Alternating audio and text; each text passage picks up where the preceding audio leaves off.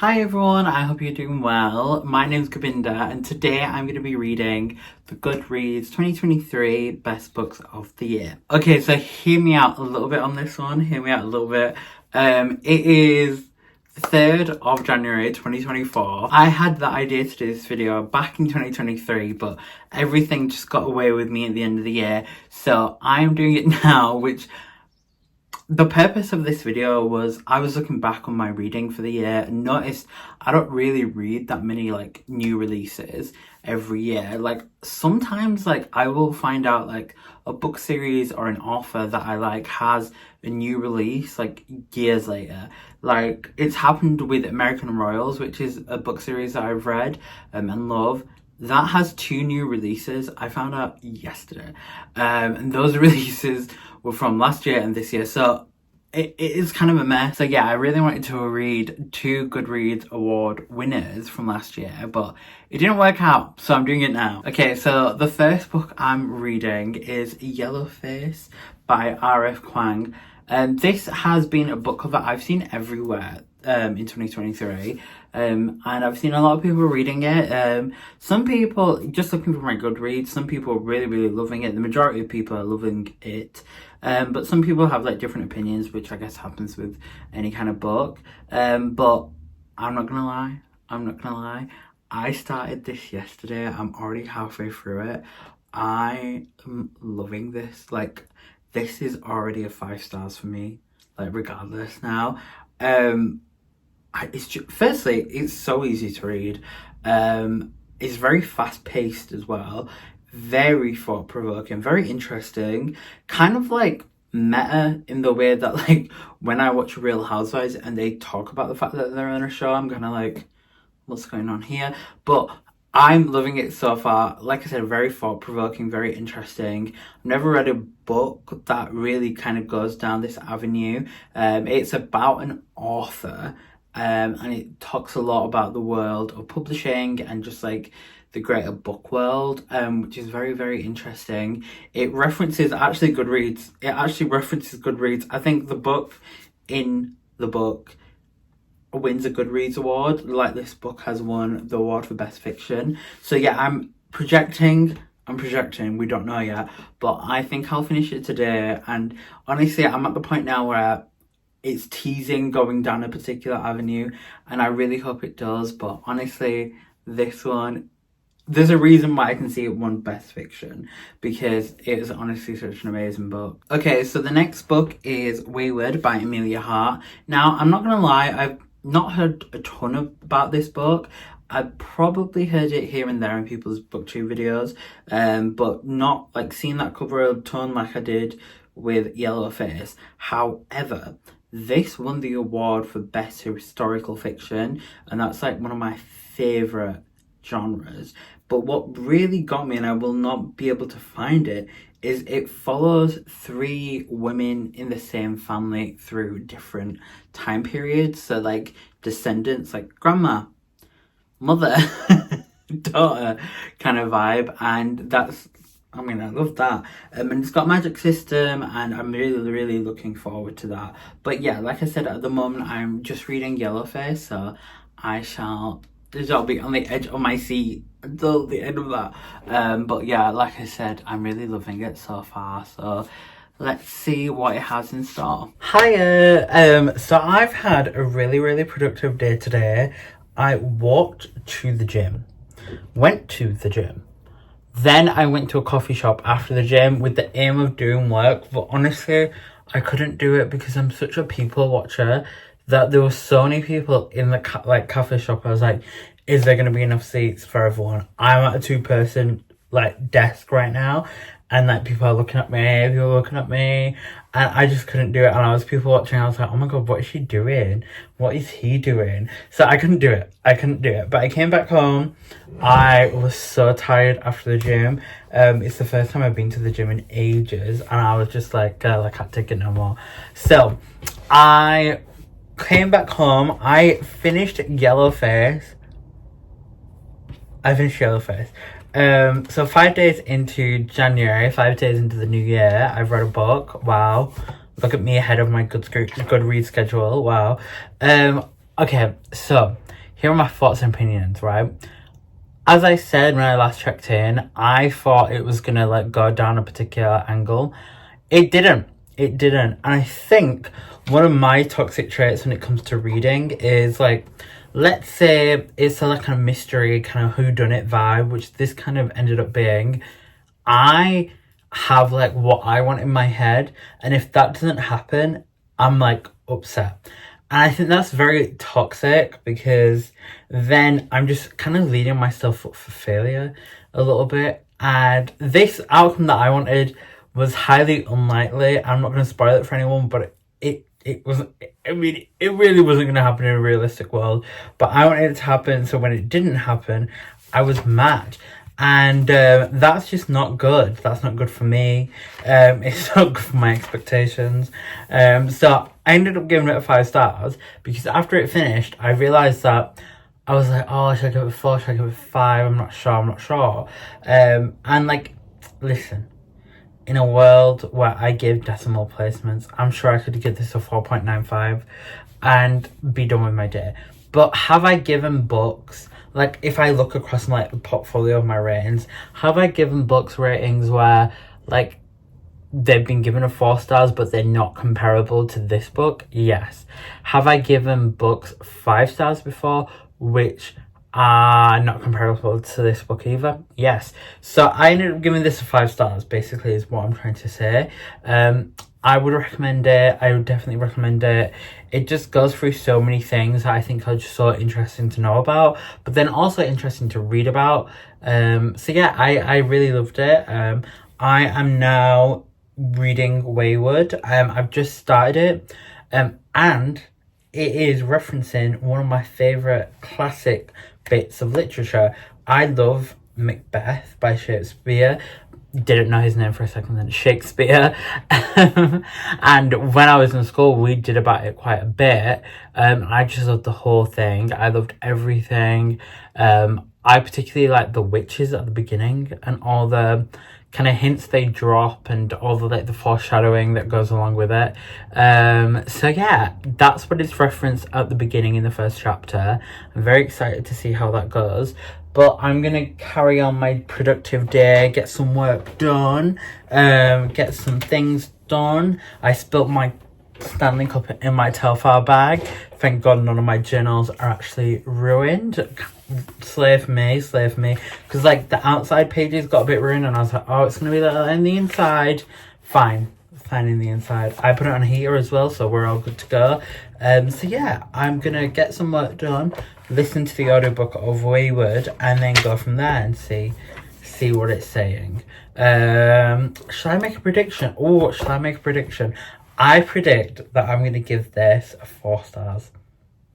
Okay, I predict we're going to give this a 4 stars. So we had a 5 stars for the best fiction book of the Goodreads Awards. Now for this book, historical fiction, I'm going to give it a 4 stars. I see it happening, but we shall see.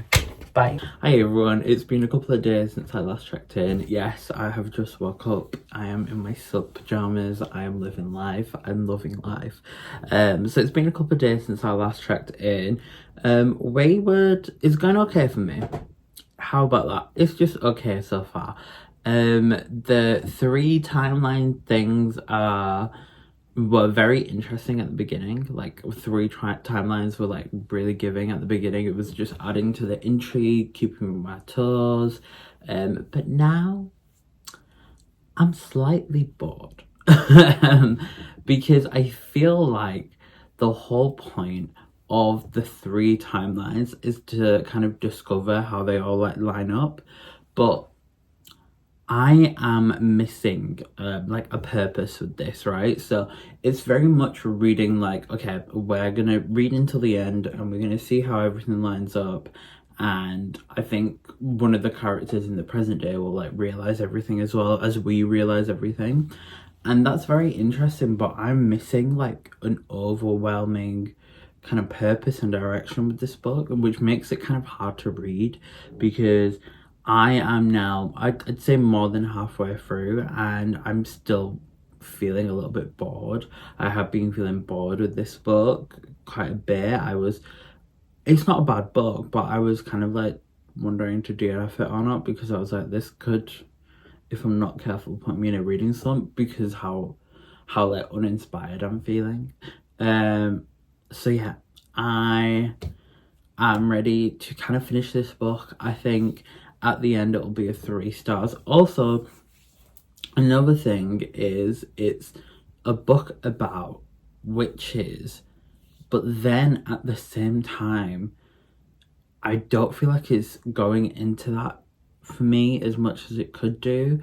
It could bring in so there's 2 things. I don't know what this author is trying to show, but either she's showing the title of witch or wayward, as they call them in this book, doesn't really exist. Like, it's not what we think it is in the real world. Like, there's no magical element. It's just like people behaving compassionately and having kind of like an unconventional view on certain things, right? So it's either that, or we're going witches, or it's something else.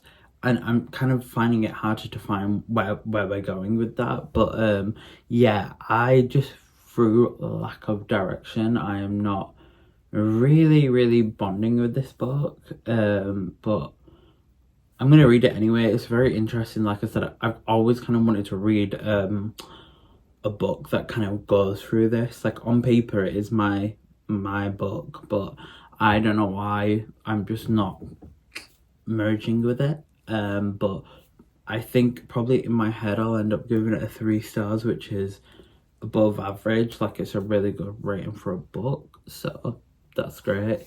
But yeah, I am looking forward to it.